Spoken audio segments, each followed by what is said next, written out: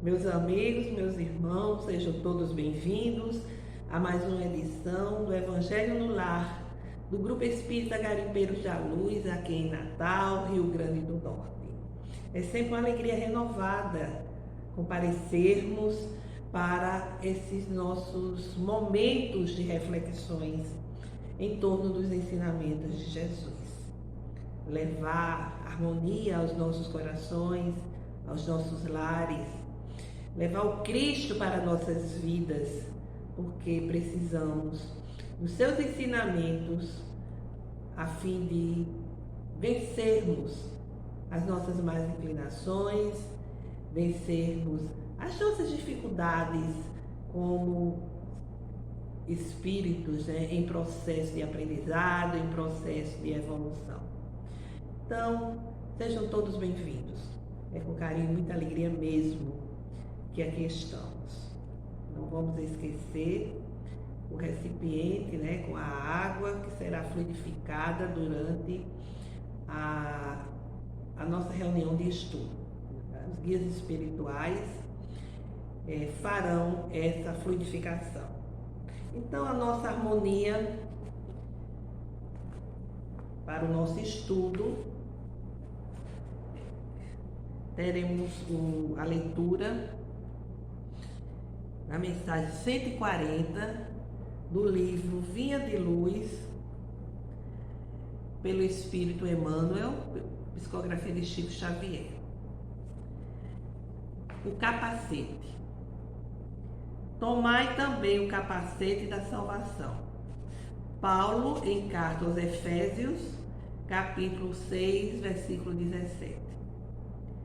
Se é justa a salvaguarda de membros importantes do corpo, com muito mais propriedade é imprescindível defender a cabeça nos momentos de luta.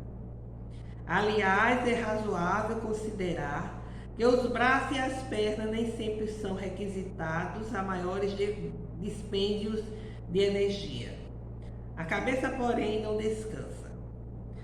A sede do pensamento é um viveiro de trabalho incessante.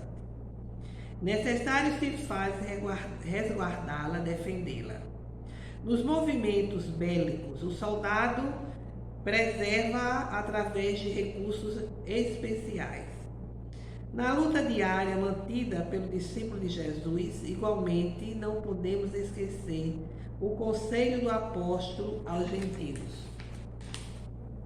É indispensável que todo aprendiz do Evangelho tome o capacete da salvação, simbolizado na cobertura mental de ideias sólidas e atitudes cristãs, estruturadas nas concepções do bem, da confiança e do otimismo sincero.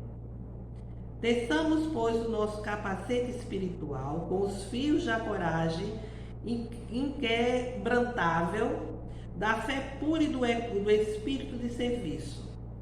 De posse dele, enfrentaremos qualquer combate moral de grandes proporções. Nenhum discípulo da Boa Nova ouvide a sua condição de lutador. As forças contrárias ao bem, meu amigo, alvejar-te-ão o mundo íntimo, através de todos os flancos. Defende a tua moradia interior. Examina o revestimento defensivo que vens usando em matéria de desejos e crenças, de propósito e ideias, para que os projéteis da maldade não te alcancem por dentro. Essa reflexão, né,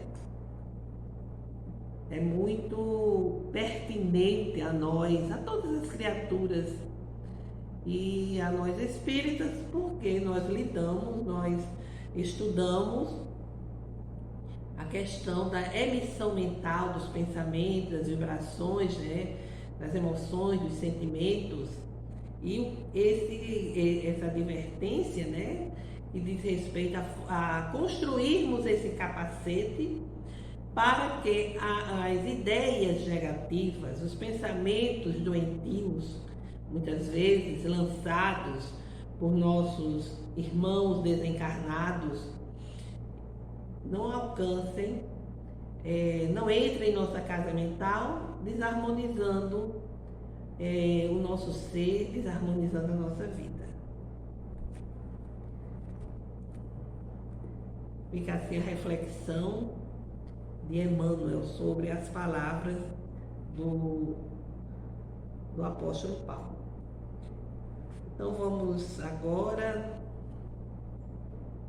fazer a nossa prece inicial, elevar nossos pensamentos e corações ao alto.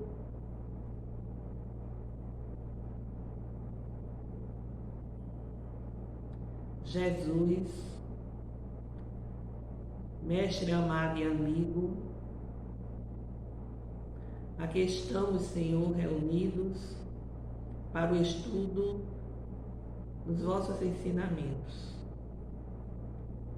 e pedimos para que as vossas mãos compassivas nos sejam estendidas, iluminando o nosso ser, iluminando a nossa compreensão, para que possamos assim identificar as estradas mais retas que nos conduzam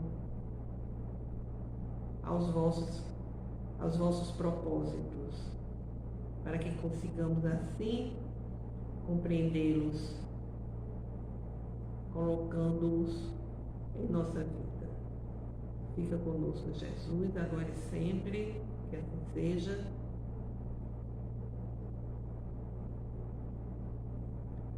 Bem, meus amigos, ainda estamos estudando o 16º capítulo, que diz respeito aos bens materiais, que diz respeito à finalidade, ao uso desses bens materiais, da riqueza, a vivência da própria miséria. E Kardec, ele vai nos trazer, a partir do item 9, hoje especificamente o 9 e o 10, as instruções dos espíritos com relação à verdadeira propriedade. É o espírito Pascal e o outro que se apresenta como espírito protetor. A verdadeira propriedade. Os bens que possuímos, a posse desses bens. E o risco, eles dizem que o risco da posse ou da propriedade não está no fato em si mesmo, mas na maneira como isso ocorre, como isso se dá. E também o que representa essa posse, a propriedade, dos bens, o que é que representa emocionalmente para a criatura humana. Se é um meio para se conquistar o equilíbrio, o bem-estar, isso é dignificante. Mas se o indivíduo tem nessa aquisição dos bens materiais seu único objetivo existencial, isso se torna pernicioso. Como ele diz, é um gigante cruel para o ser.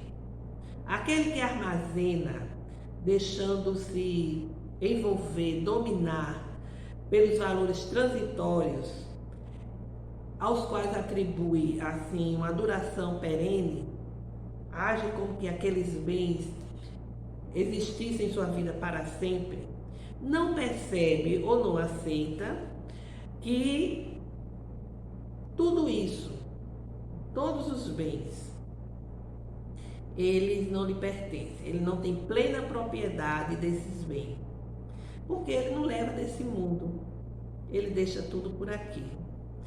O homem possui apenas o que é da criatura humana, é somente o que o acompanha depois que deixa o corpo físico. Não podendo levar consigo os bens materiais de modo que ele só tem, com relação aos bens materiais, o usufruto. Mas como? Não pertence?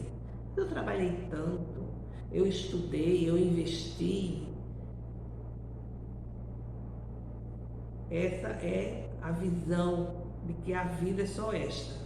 A vida é só a vida aqui que ocorre na matéria. Não se tem a noção, a ideia, o conhecimento, ou não quer aceitar, ou não quer compreender que a criatura humana é um espírito imortal. Aqui chegou sem nada e vai um dia partir e deixar tudo, inclusive a família, porque muitos acham que são donos da família, querem mandar, querem dirigir, querem decidir pelos seus familiares, às vezes a esposa, o marido, os filhos, enfim. Há aqueles que querem dominar tudo para que a sua vontade, para que a sua decisão impere entre todos.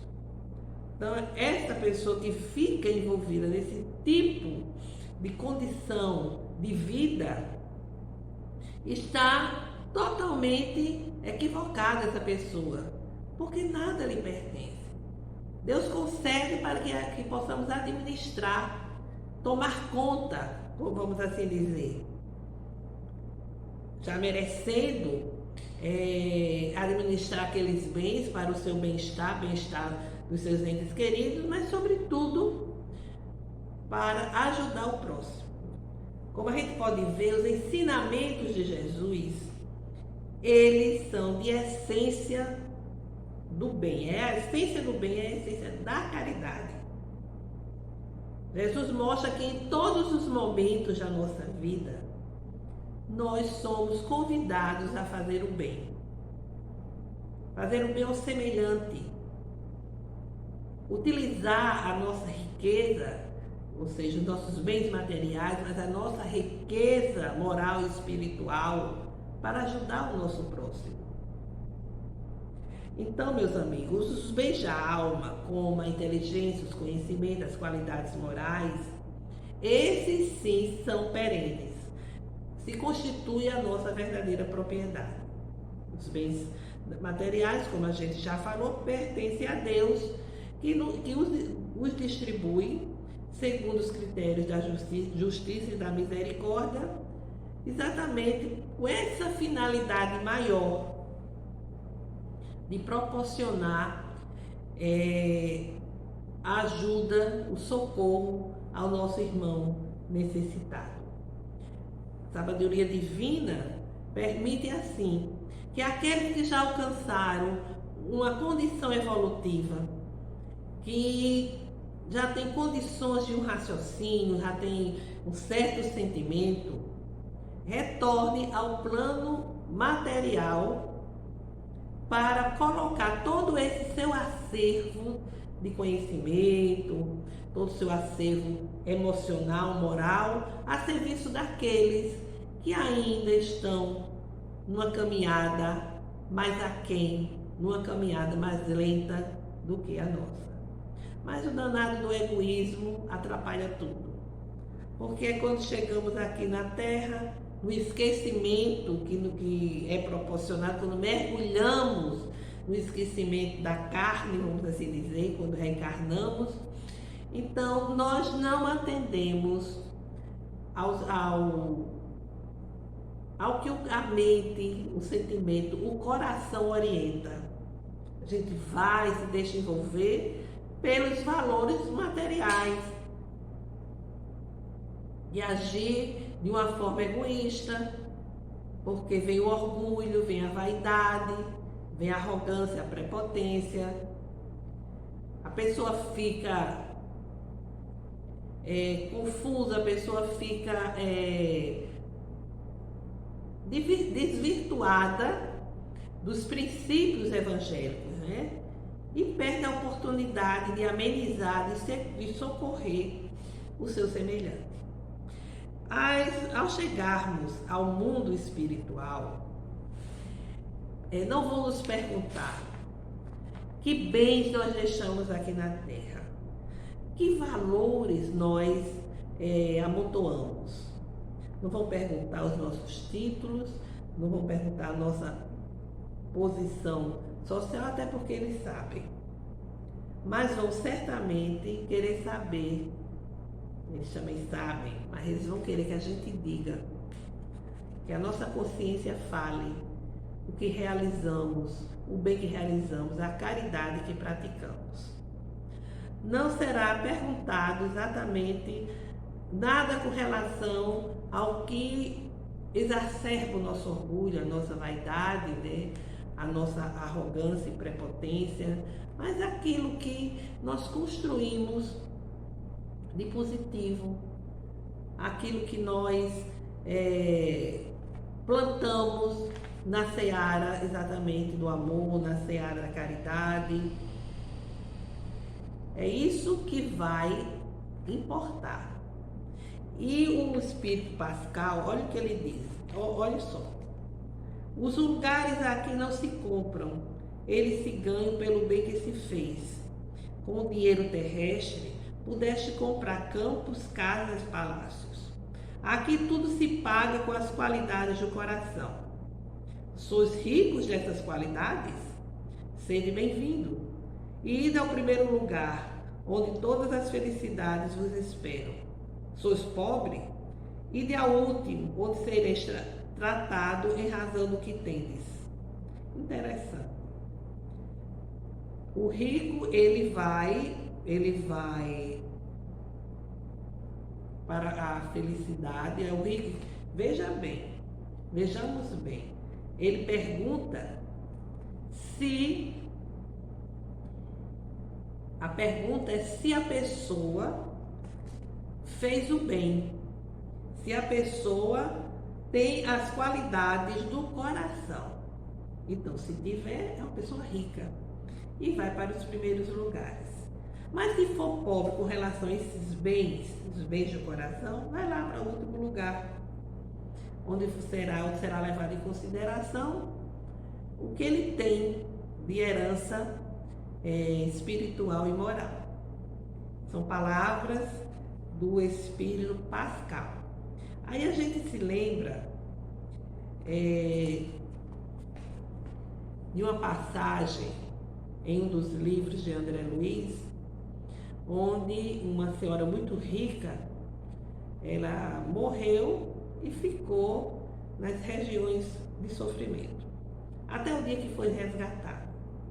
E quando ela é resgatada, que chega em nosso lar, ela chega já reclamando, indignada, porque demoraram tanto a ir buscá-la. Ela, senhora de engenho de muitas terras, de muitos escravos, cumpria fielmente as obrigações da igreja, nunca faltou de ajudar a igreja, né? E não entendia por que tinha passado por tantas dificuldades. Veja aí. Ela se acha que se pode comprar a condição lá no mundo espiritual.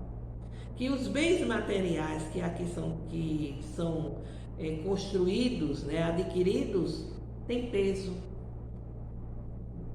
Dava importância a ela naquele contexto da sociedade em que ela vivia. Mas espiritualmente falando, não tinha assim representatividade. Até porque ela provavelmente fez mau uso dos bens que Deus havia lhe concedido. E ainda por cima achava que bastava a ajuda monetária, né, para a sua igreja, para que cumprisse perante Deus os seus compromissos. Se trata realmente de um posicionamento, de uma visão totalmente distorcida. Como o Espírito diz, aqui o rico são os valores do coração, os valores espirituais. E muitos fatos dessa natureza são relatados por André Luiz nas suas obras, né? na série que a gente chama a série André Luiz, onde ele vai relatando os fatos que ele vai observando, as ocorrências, né? E vai nos relatando e fazendo as suas reflexões. Então, hoje em dia, ainda se acha que a pessoa rica, a pessoa de grande fortuna, são pessoas abençoadas, né? São, sem dúvida, abençoadas por Deus, mas a questão é o uso que se faz. E, lamentavelmente, há segmentos religiosos que pregam, né, a tal teoria da prosperidade, promete que as pessoas que estejam em seus templos e, sobretudo cooperando financeiramente, terão uma vida material cada vez mais próspera, porque Deus não gosta da miséria. Lembro de uma criatura que dizia para os seus seguidores: Jesus, não quer apenas aplausos, vivas. Eles querem a contribuição, o dinheiro de vocês para poder fazer as suas obras. É a manipulação da fé, mas isso ocorre. E quantos acreditam e cumprem fielmente esses preceitos, né? Sem compreender que nada nos pertence, nada é da nossa propriedade, nada representa a nossa propriedade. Somos administradores provisórios. Devemos reconhecer, meus irmãos, que na condição de espírito encarnado, nós necessitamos dos bens materiais, né? Nós temos as nossas necessidades terrenas, materiais. É positivo querer ter qualidade de vida, viver bem, mas nós devemos observar o limite das nossas necessidades, para não extrapolar, para não ficar acumulando bens que poderiam servir ao nosso próximo. Então, essa ideia de que somos administradores, que devemos estar vigilantes, observando exatamente as nossas necessidades, observando o nosso próximo, aqueles que estão no nosso cotidiano, que não estão ali por acaso, e tendo essa consciência, a minha propriedade é aquilo que eu vou levar comigo, que são os meus valores, que são exatamente as minhas emoções, os meus sentimentos, as boas obras, o esforço para vencer a mim mesmo, para superar as minhas más inclinações. Tudo isso vai constituir a nossa fortuna, a nossa verdadeira propriedade. E o Espírito, aqui nesse texto, ele também diz que é necessário observar que, em se tratando dos bens materiais, as propriedades, a aquisição dos bens materiais só são legítimas se adquiridas através do trabalho honesto, sem que tenha levado prejuízo a quem quer que seja. Um grande empresário, não é das nossas gerações, mas os antigos contavam que ele tinha uma fortuna expressiva, riquíssimo. Mas o que é que acontecia? Quando ele emprestava o dinheiro a alguém e no dia a pessoa pedia mais um tempo, não tinha naquele momento como pagar, ele confiscava os bens da pessoa. Simplesmente, e assim foi crescendo a sua fortuna, os seus bens, levando desespero, dor e sofrimento aos outros. Dessa forma, fica mais do que evidente que os ensinamentos de Jesus realmente nos conduzem a essa salvação que tanto desejamos, a ingressarmos na vida eterna. A verdadeira propriedade, ela se constitui dos valores que jamais nos são retirados, os valores perenes, adquiridos através da razão e da nossa emoção. São valores espirituais que não se transferem de mão, são verdadeiramente a nossa propriedade. Eles não perdem a atualidade, sendo uma fonte imprescindível do crescimento interior. Então, meus amigos, quando nós quisermos nos apegar aos nossos bens, porque são propriedades nossas, nós adquirimos com muito esforço, com muito trabalho, não vamos ficar nos torturando com isso, nos torturando com a possibilidade de perdê-los, com a possibilidade de morrer e deixar tudo. Porque a verdadeira propriedade não são os bens materiais. A verdadeira propriedade é constituída dos valores morais, dos valores espirituais, que nós vamos amealhando ao longo da nossa existência pelo nosso trabalho na seara do bem. Vamos amealhando, utilizando a razão, utilizando todo o nosso esforço, toda a nossa emoção, porque o nosso objetivo deve ser o objetivo de sermos amanhã criaturas bem melhores do que somos hoje, para que tenhamos uma fortuna significativa a levar quando daqui partirmos para a vida espiritual. Pensando em tudo isso, refletindo, vamos nos preparar para as nossas vibrações. Elevando assim nossos corações, nossas mentes ao alto, a Deus, a Jesus. Rogamos, ó meu Deus, que as nossas vibrações, os nossos sentimentos de caridade cheguem a todas as pessoas. Vibramos pela paz entre os povos, entre as nações. Que as guerras sejam solucionadas numa mesa que trate, que busque a paz, que as armas sejam esquecidas,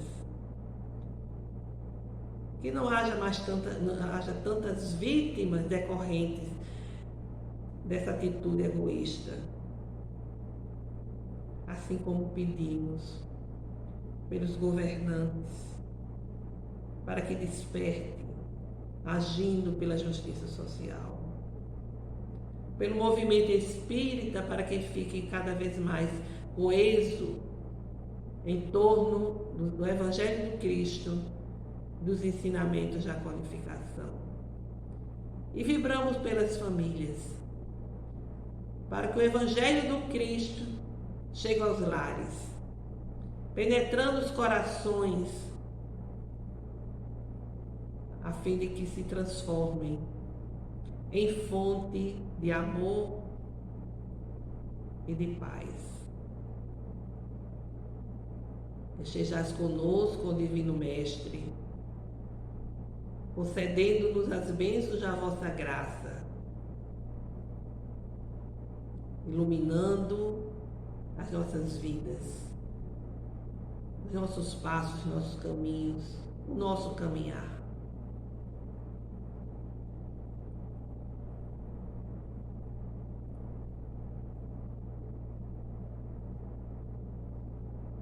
Nosso Pai que estás em toda parte, santificado seja o vosso nome no louvor de todas as criaturas.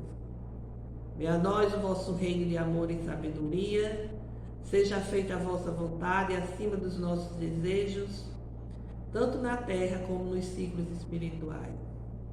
O pão nosso do corpo e do Espírito dai-nos hoje. Perdoai, Senhor, as nossas dívidas, ensinando-nos a perdoar os nossos devedores com esquecimento de todo mal, não permitindo que venhamos a cair nas tentações das nossas próprias inferioridades, livrando-nos da maldade que ainda reside em nós mesmos, para que assim reine a paz no entendimento, o amor na caridade, hoje, amanhã e sempre. Que assim seja. Com esta prece, encerramos o Evangelho de hoje, desejando a todos uma semana de saúde, paz e harmonia. E que aqui possamos nos encontrar no próximo domingo. Até breve.